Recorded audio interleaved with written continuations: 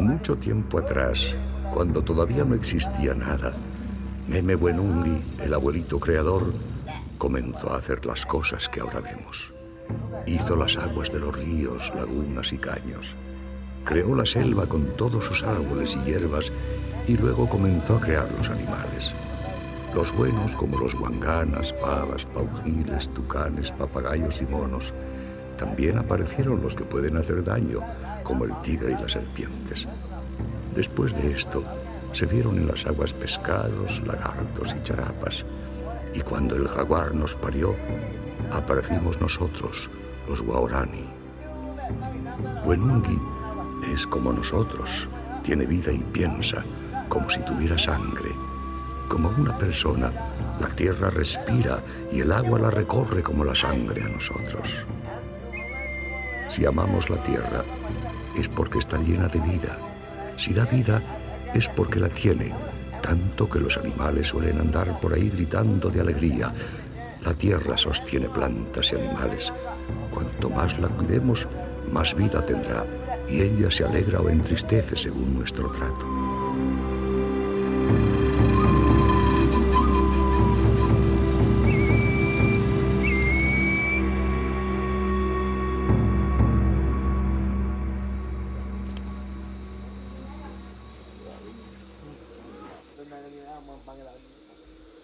Este hombre se llama Ñame Enomenga y representa a la última generación de una tribu, los Waorani, que lamentablemente ha sido condenada a desaparecer. Ñame vive con su familia en Nenquipari, un pequeño asentamiento a orillas del río Siripuno. Está casado con Vara y hace poco tiempo que se trasladaron a este lugar, ubicado en el corazón de la Amazonía ecuatoriana.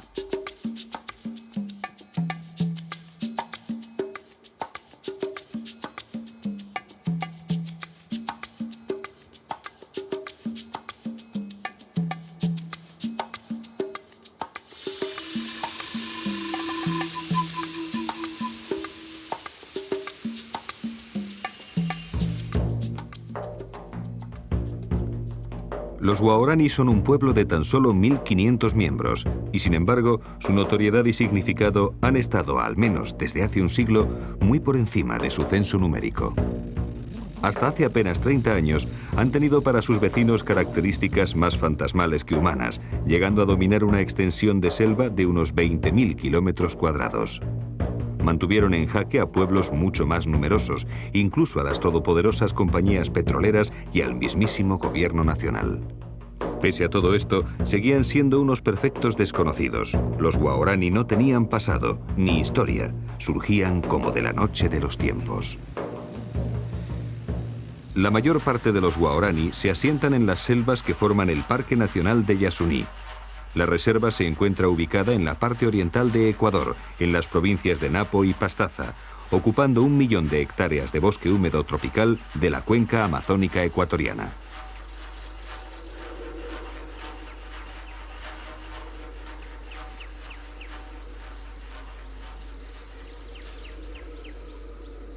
Yasuní forma parte del llamado Refugio Napo del Pleistoceno, constituyéndose en uno de los 10 lugares con mayor diversidad biológica del planeta.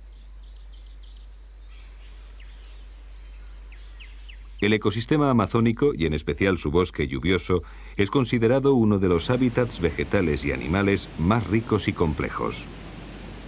Su característica más importante es la existencia de una prolífica flora y fauna, junto a extraordinarias variaciones de macro y microhábitats. Solo en este parque se han identificado más de 100 especies de árboles por hectárea. Para asimilar la verdadera magnitud de esta cifra, pensemos que en los bosques centroamericanos más densamente ricos no llegan a las 40 especies.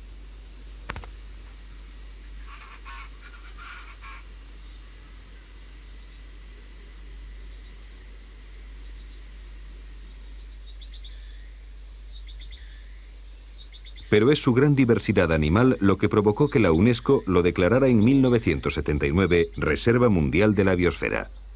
Las últimas investigaciones arrojan resultados espectaculares. Aquí viven más de 500 especies de aves, 62 especies de serpientes y más de 100 de anfibios, 43 de las cuales corresponden exclusivamente a ranas arborícolas. En cuanto a mamíferos, hay censadas 173 especies, aunque se estima que pueden ser más de 200, que corresponderían al 70% de toda la fauna de mamíferos del Ecuador.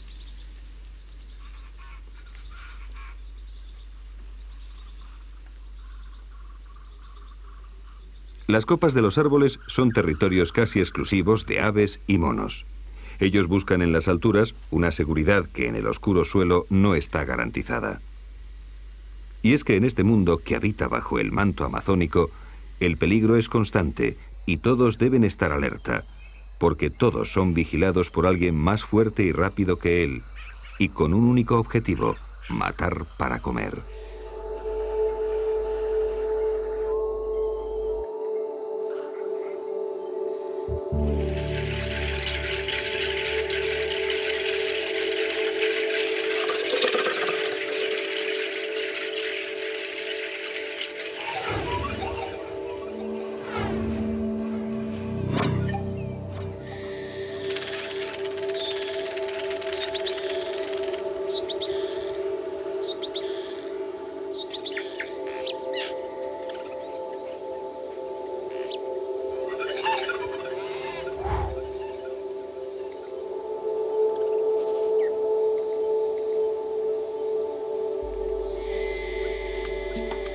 La Amazonía se ha convertido en un museo de la biología.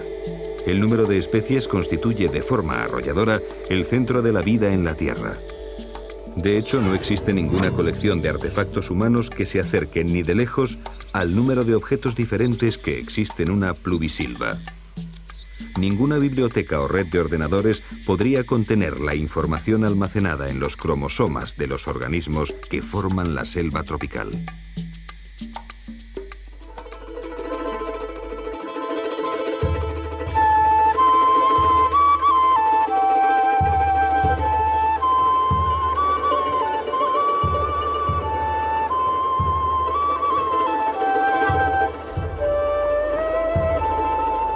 El gran manto de la selva tropical, que se extiende hasta las costas del Atlántico, tiene su origen a los pies de la cordillera de los Andes. Conforme la Tierra gana altura, la selva nublada va dejando paso al páramo y finalmente a la nieve y a los glaciares. Y de estas cumbres de nieves perpetuas nacen miles de ríos y riachuelos que han formado el Amazonas, el gran río de los ríos. Los Andes marcan una inmensa línea divisoria de aguas que cruza todo el continente sudamericano y que obliga a los ríos a dirigirse o bien al Atlántico o bien al Pacífico. Todos los que descienden hacia el Atlántico pasan a formar parte, sin excepción, del sistema amazónico, con mucho la mayor cuenca hidrográfica de la Tierra. El principal tributario del río Amazonas es el Napo, que tradicionalmente ha marcado la frontera natural de los territorios Guaraní. Esta era, hasta hace 50 años, su patria soberana de bosques y agua.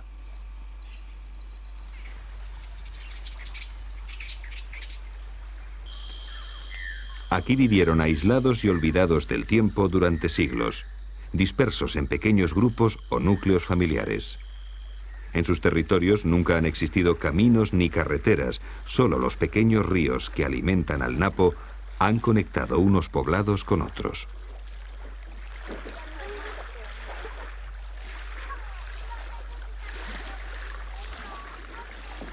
Estas vías fluviales han sido su única salida hacia el exterior. Pero los Guaraní no son buenos navegantes, por lo que nunca se aventuraron a realizar largos viajes y apenas tuvieron contactos con otras tribus. Nunca aprovecharon los ríos ni fabricaron canoas, consiguiéndolas por intercambio con tribus vecinas como los Shuar o los Quichuas. Las necesidades proteicas no las resuelven con los productos del agua, sino en el interior de los bosques, que es donde se encuentran los grandes mamíferos.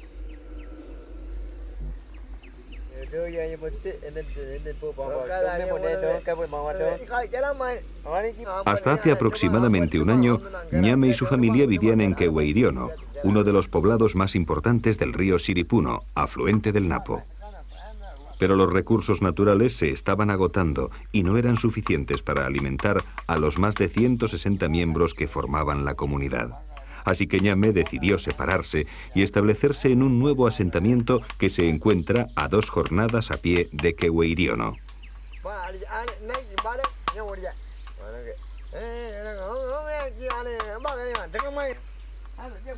Él, su hijo Gaya y su hermano Ue van a salir de caza. Ellos básicamente viven de la caza y de la recolección de productos silvestres, que representan el 90% de su dieta alimenticia.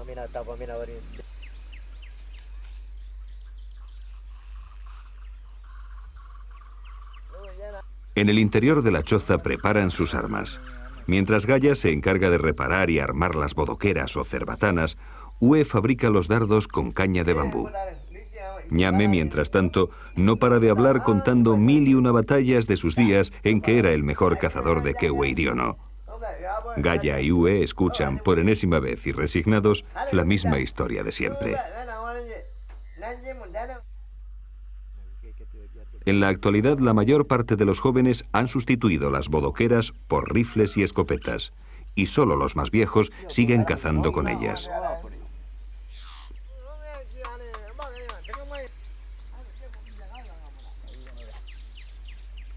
Una vez que Ue ha acabado de fabricar los dardos, se sienta cerca del fuego y comienza a impregnarlos de curare.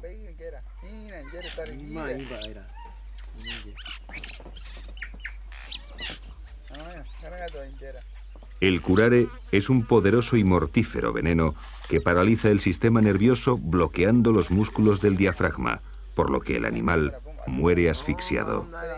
Lo utilizan numerosos grupos étnicos del Amazonas y cada tribu posee su fórmula secreta de preparación.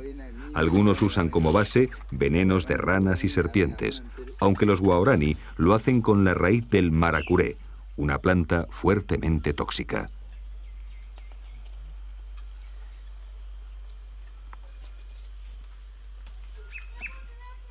El cazador va impregnando concienzudamente cada uno de los dardos que luego deposita cerca del fuego para que el veneno se vaya secando.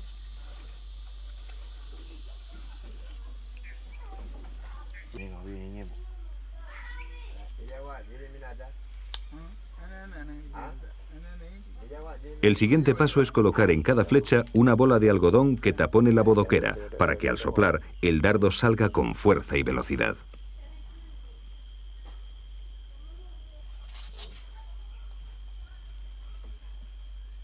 Por último, Ue utiliza la mandíbula de una piraña para hacer una muesca en el extremo impregnado de curare. Cuando éstas se clavan en un mono, su primera reacción es intentar sacársela, por lo que con la muesca, la punta del dardo se partirá y permanecerá en el interior del animal.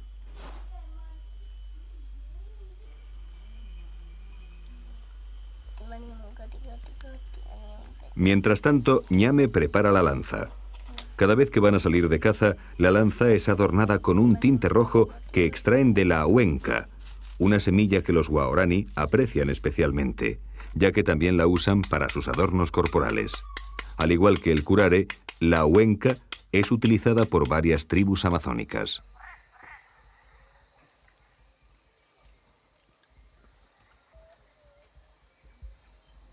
Los materiales para la caza están preparados. Solo queda comprobar que las bodoqueras no estén obstruidas ni dobladas.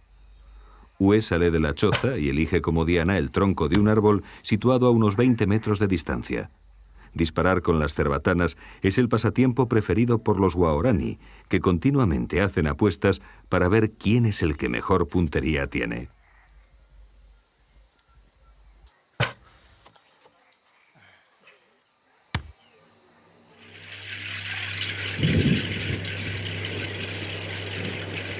A finales de abril, las tormentas se forman a diario y en pocos minutos el cielo se cubre de un gris plomizo. Es época de lluvias y no hay un lugar en la Tierra donde llueva con tanta fuerza como lo hace en el Amazonas. El agua que permanece en el suelo en forma de humedad es absorbida por las raíces de los árboles y arbustos y desde aquí asciende por el tronco y las ramas hasta las hojas. Durante las horas diurnas, el agua se evapora de la superficie hacia la atmósfera en un proceso que se conoce como evapotranspiración. Se ha estimado que más de la mitad de la lluvia que cae en la cuenca del río Amazonas vuelve a la atmósfera a través del follaje de los árboles.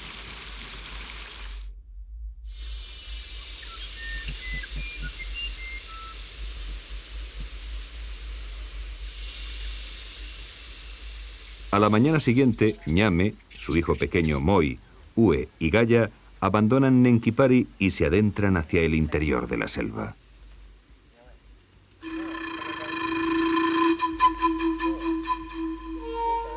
El color de su piel es el mejor camuflaje dentro del bosque.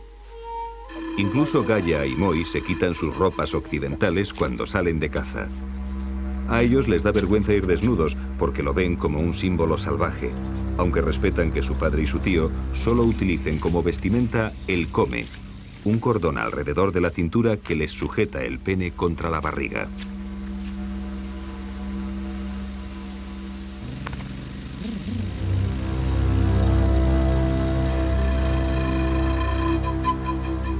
Los guaraní son tremendamente supersticiosos y los sueños también son importantes a la hora de cazar.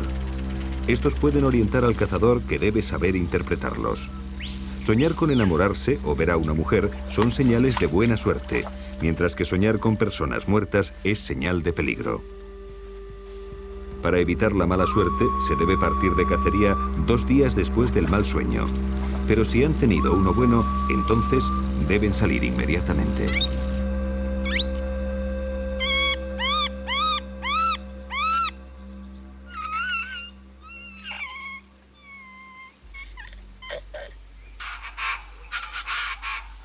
A los animales los detectan por las huellas y por el olor que dejan impregnado en el suelo, en las plantas y en los troncos, por el ruido que emiten cuando caminan o se mueven en los árboles y por los frutos que dejan parcialmente comidos.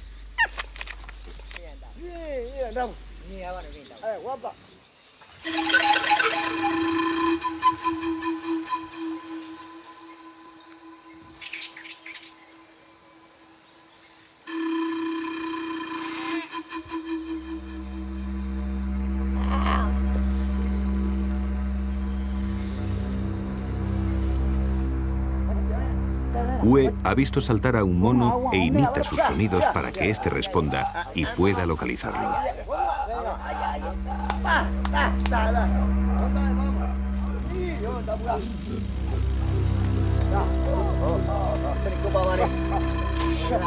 Los cazadores han encontrado a una familia de chorongos. Con ruidos y movimientos de ramas intentan distraerlos y mantenerlos cerca. Gaya le prepara los dardos a su hermano pequeño, que va a ser el encargado de disparar. El blanco no es sencillo, porque los monos no paran de moverse. Moi sigue los movimientos de los chorongos bajo la atenta mirada de su padre. El primer tiro lo ha errado, pero aún va a tener una segunda oportunidad.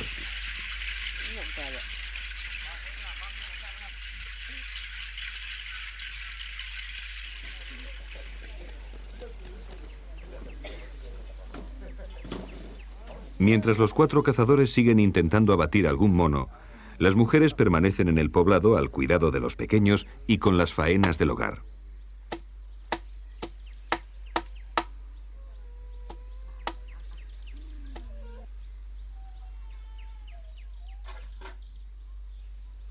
Bara, la mujer de Ñame, está fabricando cuerdas a partir de la chambira, una fibra vegetal con la que confeccionan canastos y redes para pescar.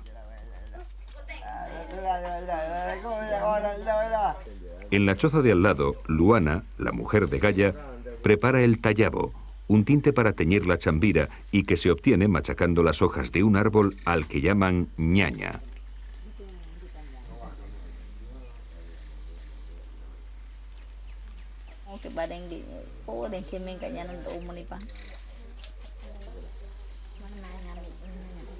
El tallabo, al igual que la huenca, También lo utilizan para pintarse el cuerpo, en especial las mujeres.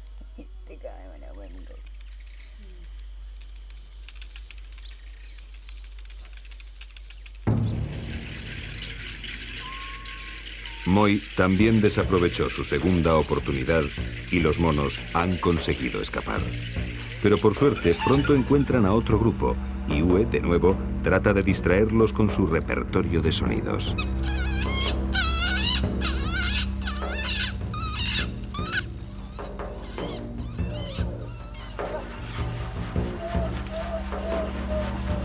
Ahora sí que hay que asegurar el tiro. La tarde se echa encima y las nubes vuelven a cubrir el cielo amenazando con lluvia. Gaia y Uwe toman la responsabilidad.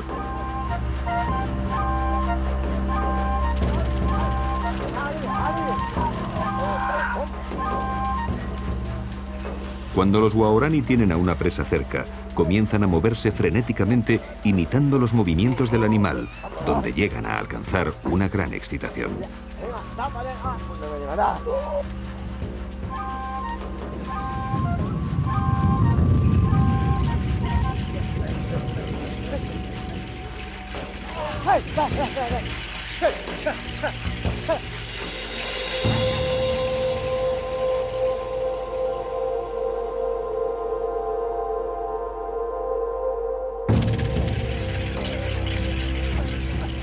Un mono ha sido alcanzado y en pocos minutos morirá por asfixia.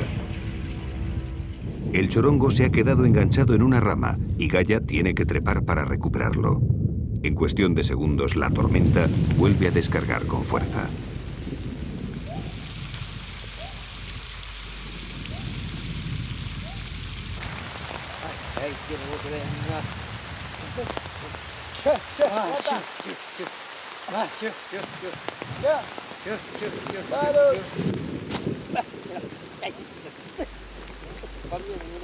Gaia le lanza el mono a Uwe, quien rápidamente lo prepara para su transporte.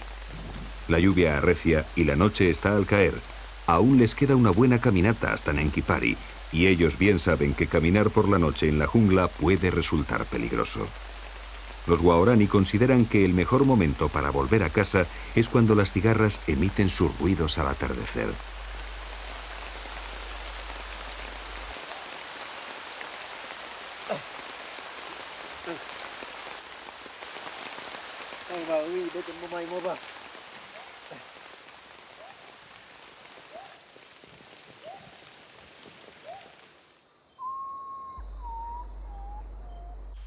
Hoy ha sido un día de suerte. En el camino de vuelta localizaron a otra familia de chorongos y lograron matar a 3 de sus miembros. Hacía mucho tiempo que no cazaban tantos monos en una sola jornada. Desde que los jóvenes cazan con escopetas, los animales se han trasladado a lugares remotos y de difícil acceso. Cada vez es más complicado cazar con bodoqueras y muy pronto esta arma caerá en el olvido.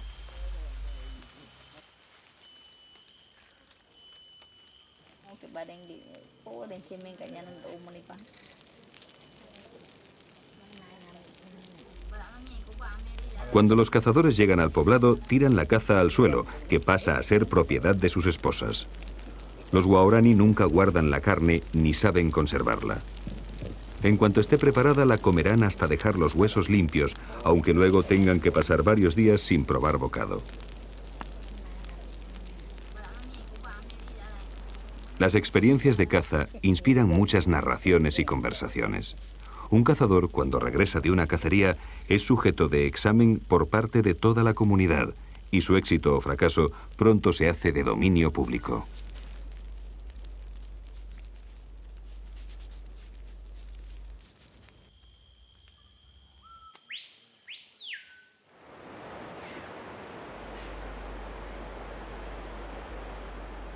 Aunque los Waorani tradicionalmente han vivido de espaldas al río, siempre se han visto obligados a pescar, sobre todo durante las épocas en que la caza escasea. No lo hacen en los ríos, sino en las charcas y riachuelos que apenas tienen profundidad, ya que solo los jóvenes saben nadar.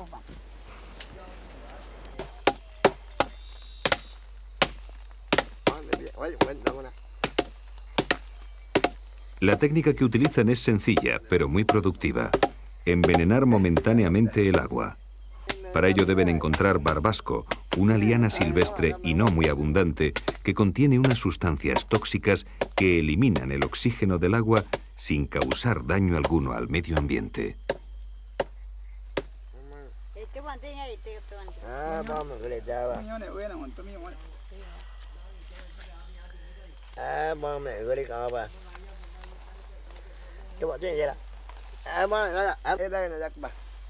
Una vez preparadas las redes y machacado el barbasco para que se disuelva bien en el agua, Ñame y Vara se meten en la charca y comienzan a diluir el veneno lavando las lianas varias veces.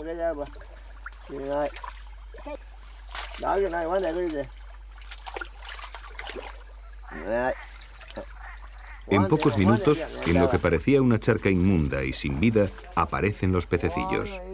El matrimonio los va recogiendo cuidadosamente y almacenándolos en una hoja de banano.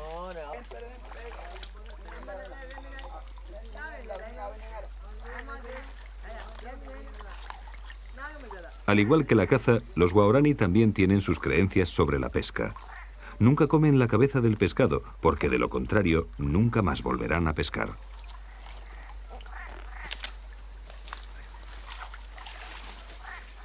La pesca, particularmente realizada en las charcas y riachuelos tan ricos en nutrientes y que transportan partículas aluviales de las pendientes andinas, es una fuente de proteínas segura, pero ninguna sociedad amazónica basa la mayor parte de su subsistencia en el pescado.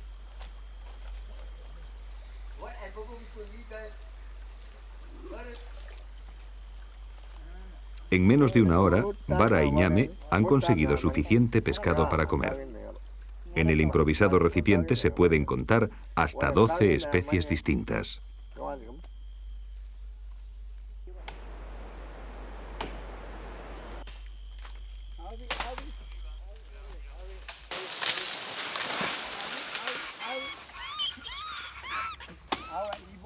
Mientras tanto, Ue y Kaya cortan árboles. Tradicionalmente estas talas se hacían para crear chacras o campos de cultivos, pero desde hace varios años los guaraní han encontrado en la madera una buena fuente de ingresos vendiéndola a los madereros colombianos.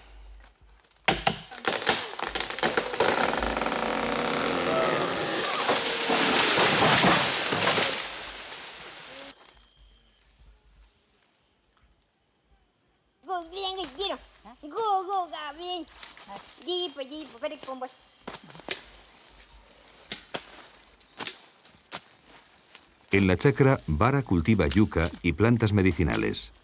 La yuca es un tubérculo tan eficiente en términos de calorías potenciales que sus únicas alternativas en todo el mundo son el llantén y el arroz. En la actualidad, menos del 1% de los grupos de la selva de América Latina obtienen la mayor parte de su alimento mediante la caza y la recolección, dependiendo exclusivamente de la agricultura para su supervivencia.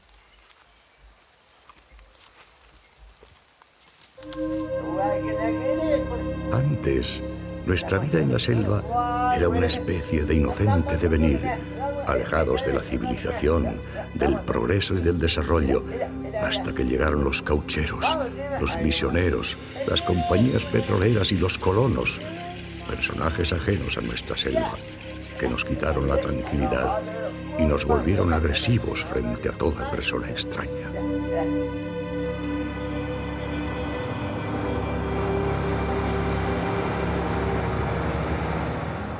La decadencia del pueblo guaraní comenzó en 1967, cuando la compañía norteamericana Texaco perforó el primer pozo petrolífero. Desde entonces se han construido 22 estaciones de producción, 399 pozos y más de 500 kilómetros de oleoductos con un impacto medioambiental desolador. En 32 años se han derramado más de 70 millones de litros de petróleo crudo. Más de 100.000 millones de litros de aguas residuales con contenidos muy tóxicos han sido vertidos directamente a los ríos. Se han deforestado 1 millón de hectáreas de bosque y se han quemado al aire libre más de 235 millones de metros cúbicos de gas, afectando a una población de 300.000 indígenas. Muchos sufren desde enfermedades cutáneas hasta cáncer, pasando por todos los virus traídos por el hombre blanco, como la viruela, el sarampión, la tosferina, la peste, el tifus, la disentería, la gripe. Rocío Alarcón es una etnobotánica que lleva varios años luchando por los intereses de las tribus indígenas. Obviamente, atrás de las compañías petroleras, atrás de las compañías madereras, hay grupos humanos de este país que buscan nuevas alternativas y que vienen a colonizar estas tierras. Entonces, y las leyes, el Estado, con su lentitud en la toma de decisión o leyes contradictorias, ha provocado que los guaraníes pierdan cada día más tierra y pierdan cada día su hábitat y por consiguiente su conocimiento. La red de puentes y carreteras creada por las multinacionales hizo accesible un territorio hasta entonces inexpugnable. El petróleo atrajo a gentes de todos los rincones del país en busca de una mejor vida.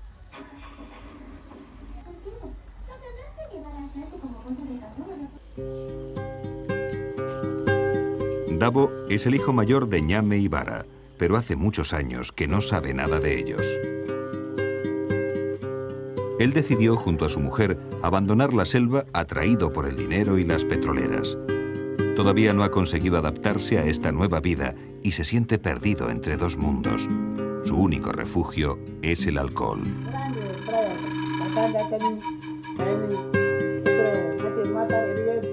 Yo pensaba que venía al paraíso. Mis amigos los madereros me contaban historias sobre las petroleras.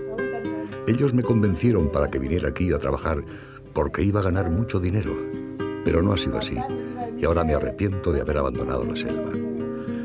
No hay un solo día en que no recuerde las cacerías junto a mi padre y mis hermanos, todos desnudos. Yo era muy feliz. Ahora me doy cuenta de que el paraíso no es esto, sino lo que he dejado atrás, pero ya es tarde.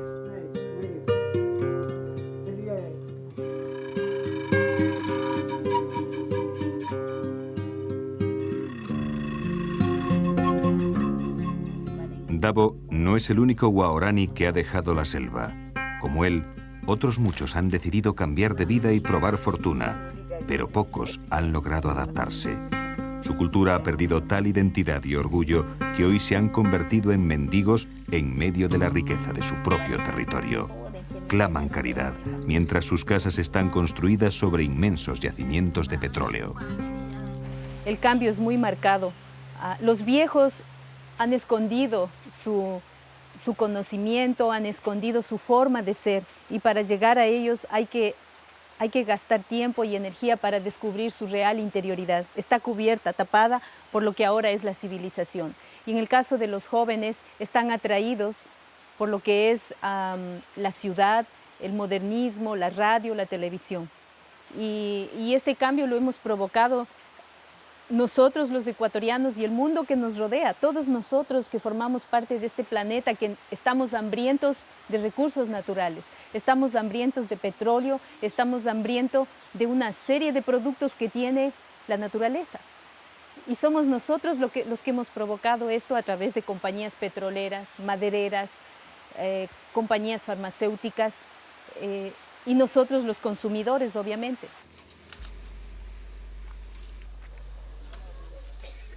Los mayores se han resignado, pero ¿qué futuro les espera a las nuevas generaciones? Creo que los guaraníes están todavía a tiempo para que podamos desarrollar una estrategia de protección en dos líneas. Protección del conocimiento ancestral, pero eso va acompañado con protección del bosque, y brindarles alternativas para que ellos se capaciten y puedan entrar al mundo moderno, pero de una manera más lenta, más segura, porque ellos han tenido un cambio en 50 años desde la piedra hacia la civilización, hacia la computadora.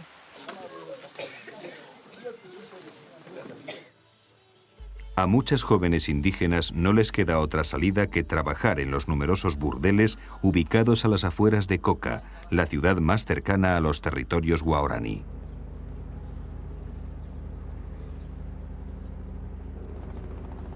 Coca se encuentra en la margen izquierda del río Napo y representa a la típica ciudad amazónica, remota y olvidada, que ha crecido sin orden ni concierto. A simple vista parece una ciudad pobre, pero nada más lejos de la realidad. Aquí el dinero corre como un reguero de pólvora. Prostíbulos, cantinas, salas de juego, hoteles y restaurantes se alimentan de los petroleros que pasan varios meses recluidos en el interior de la selva. A esto hay que añadir a los madereros, mineros y a los numerosos militares que protegen las plantas petrolíferas. Para venir a Coca se venía solo por río. No había otra vía de acceso. Teníamos que salir de Quito a Ambato, de Ambato a Baños, Puyo, Tena, Misahuallí. De ahí cogíamos la canoa y veníamos a Coca. Salíamos aproximadamente 11 de la mañana y llegábamos 4 o 5 de la tarde a Coca. Era la única vía. Entonces, en veces no alcanzábamos a llegar a Coca, nos tocaba dormir en algún punto de la ribera, en alguna casa de algún colono. El río Napo pues dividía dos sectores, la parte de los colonos indígenas que estaba aquí a mano izquierda y a mano derecha, todo ese territorio desde Misahuallí hasta Nuevo Rocafuerte, toda esa ribera era de los Aucas. No había una sola casa, no había un solo pueblo en todo ese trayecto, porque si alguno se atrevía a pasar se exponía, muchas veces les mataban. Con frecuencia a las mujeres no les mataban, se las llevaban para hacer las suyas, a los varones sí. Y recuerdo en ese tiempo, cuando estábamos aquí, los Aucas se parecían al otro lado desnudos. Y había un pequeño piquete de soldados, una guarnición. Les rogábamos que vayan y les asusten, les disparen por lo menos al aire, y se iban. Entonces nosotros vivíamos en zozobra porque algunas veces sí se pasaban los Aucas para acá.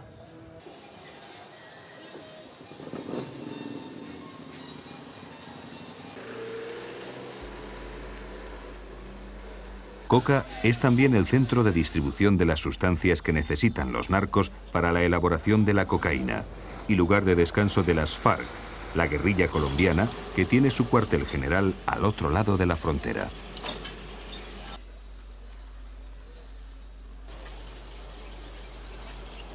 Al pasear por sus calles, uno siente que se encuentra más allá de la última frontera.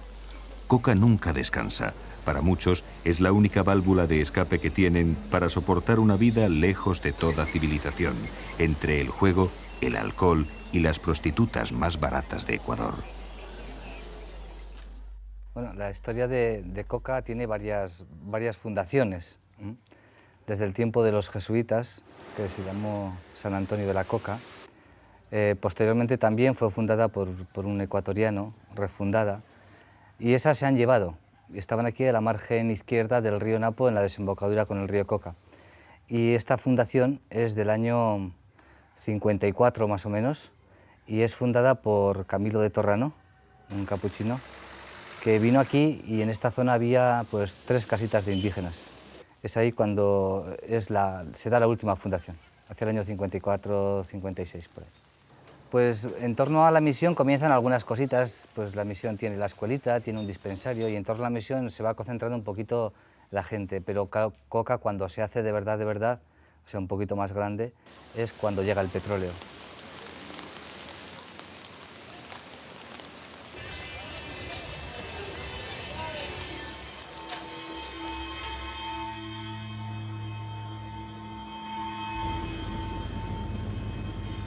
Pero antes de la llegada de los petroleros, los guaraní ya habían tenido varios contactos con el hombre blanco.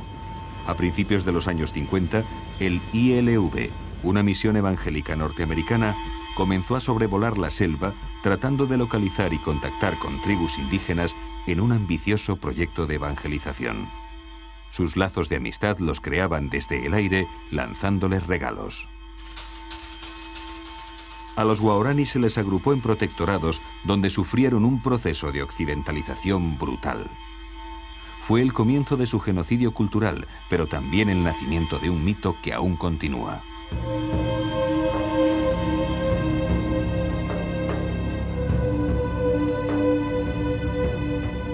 Un grupo de unos 50 guaraní decidieron seguir siendo libres, adentrándose aún más en la selva. Entre ellos, hicieron un pacto de sangre, no volver a ser contactados nunca más. Su jefe se llamaba Taga y en honor a él se autodenominaron Tagaeri. los Tagaeri ocuparon una extensión de selva muy rica en petróleo y pronto se vieron obligados a luchar contra las petroleras. Para evitar un baño de sangre, Alejandro Lavaca, un misionero capuchino español, decide arriesgar su vida y contacta con los Tagaeri para buscar una solución al conflicto. El 21 de julio de 1987, el misionero y la religiosa Inés Arango morían acribillados a lanzazos por los Tagaeri. Alejandro quiere acercarse porque ve venir el peligro sobre la selva, es decir, hasta entonces la selva es una selva muy aislada, nuestra zona, no había prácticamente blancos, el 95% de la gente era indígena, el 5% era blanco. Pero él ya sabía que iba a haber petróleo, la carretera llega al Coca en el año 70 y con la carretera todas las arterias petroleras y la selva ahí queda inerme ya, ¿no? Es decir, la selva era inconquistable para la técnica ecuatoriana, pero la técnica petrolera la pone al alcance de la gente, ¿no? Aunque él tenía un contrato con el Estado, con la petrolera, con CEPE en aquel momento, que era la estatal, para hacer un contacto, él ponía tales condiciones, lo difería de tal forma que los petroleros decidieron tomar unas medidas sustitutorias, ¿no? Y paralelas, y entonces tomaron un señor que se llamó el doctor Vela, con un grupo de gente armada que limpiaba la selva, es decir, porque le parecía que la actitud del obispo era una actitud, digamos, poco combativa, ¿no? Alejandro y nosotros lo que hemos querido es que no hubiera exploración petrolera en esa zona, ¿no? Pero si eso no se puede evitar, ¿qué es lo que le pasó a Alejandro? Bueno, al final él dijo, mira, yo soy un obispo, yo soy un misionero y este es mi oficio, ¿no? Yo no tengo que impedir que la gente se mate, ¿no? La noche anterior, cuando ya decidió entrar, reunió a algunos compañeros a decirles que iba a entrar al día siguiente donde los Tagaeri. Él era perfectamente consciente del peligro porque bueno, era un hombre muy experto, había estado muchas veces y sabía lo que podía pasar. Él pidió que le acompañara a Inés, ¿no? Que era una religiosa colombiana, capuchina, que era una mujer muy valerosa que le había acompañado a él en muchos viajes a los Guaraní y que había dado muchas pruebas de valor, ¿no?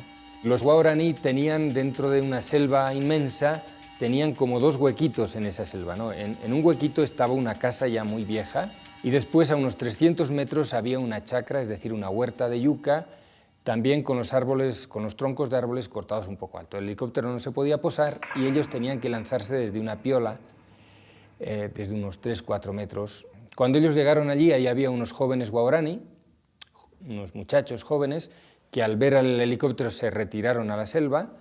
Entonces el helicóptero bajó un poco, hasta unos 3-4 metros, y ellos se descolgaron.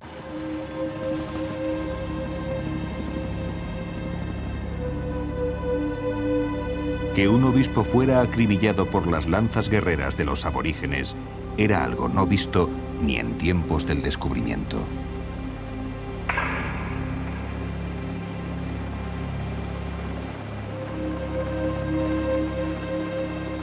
Los hechos son que ellos se habían quedado en la chacra, los hechos son con testigos que ellos estaban junto a unos muchachos Guaraní y los hechos son que encontramos sus cuerpos ya no en la chacra, sino en la casa, por lo tanto no les han matado ahí.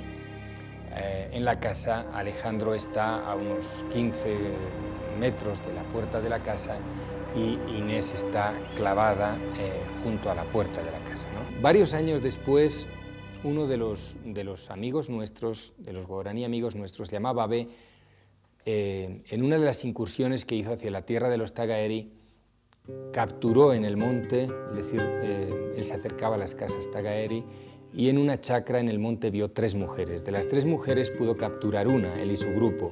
Fui a su casa y bueno, pues allí vi efectivamente a una niña Tagaeri que se llamaba Omatuki. De Omatuki tenemos una versión de la muerte de Alejandro e Inés que yo personalmente creo que en sus términos generales es exacta, porque primero porque la niña no podía inventar algunas de las palabras que decía si no las hubiera visto, ¿no? Y segundo porque algunas de sus descripciones coincidían exactamente con el lugar donde hallamos los cuerpos, etc., ¿no? Bien, según ellas lo que ocurrió fue lo siguiente. Cuando los muchachos guaraníes llegaron a la casa acompañando a los 2 blancos, La primera reacción fue de estupor. Entonces, para ellos fue sin duda inaudito ver que aquel que estaba más allá de la frontera y que además era un caníbal conocía su lengua. Tuvieron conversaciones, parece que al principio de lejos, luego se acercaron. Bien, el caso es que llegaron a una relación amistosa. Debieron pasar varias horas y estaban prácticamente, según la niña, preparándose para irse, ¿no? Cuando en este momento aparecen en el grupo unos viejos, los mayores del grupo, que han estado cazando todo el día.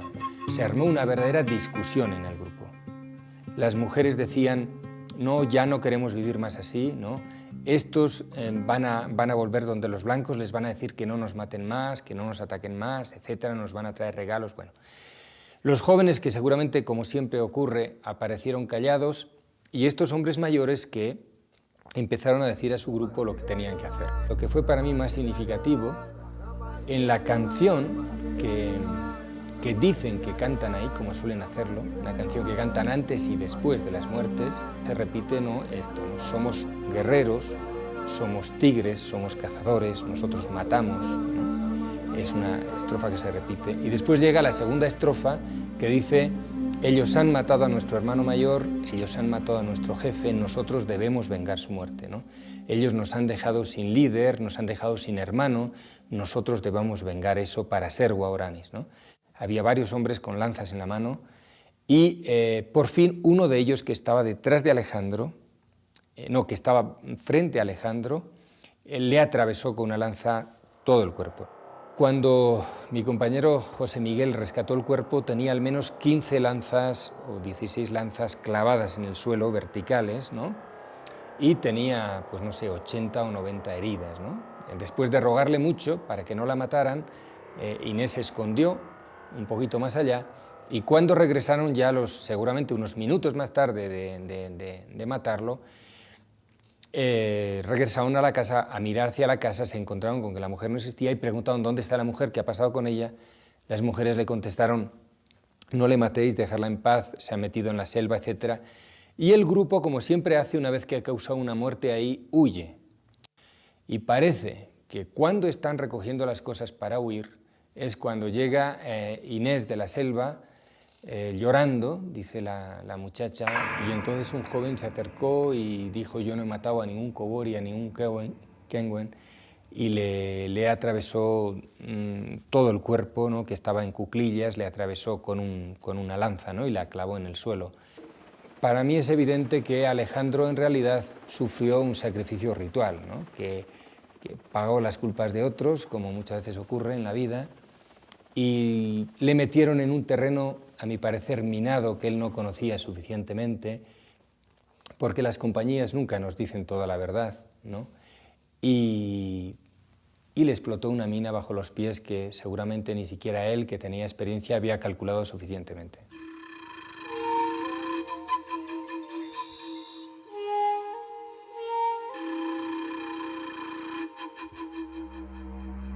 Ahora nuestra vida no es ese paraíso en medio de animales y flores. Es radicalmente diferente con la presencia de las compañías petroleras. El canto de los pájaros ha sido cambiado por el bramar de las máquinas que se abren paso, penetrando en la selva virgen y reduciendo con rapidez nuestro espacio físico. Para los blancos, esta zona significaba perder un paisaje o ganar riqueza. En cambio, para nosotros, es el fin y la extinción de nuestras vidas. Miles de hectáreas de selva tropical han sido destruidas, los ríos contaminados y la espesa jungla ha visto desaparecer muchos de sus encantos.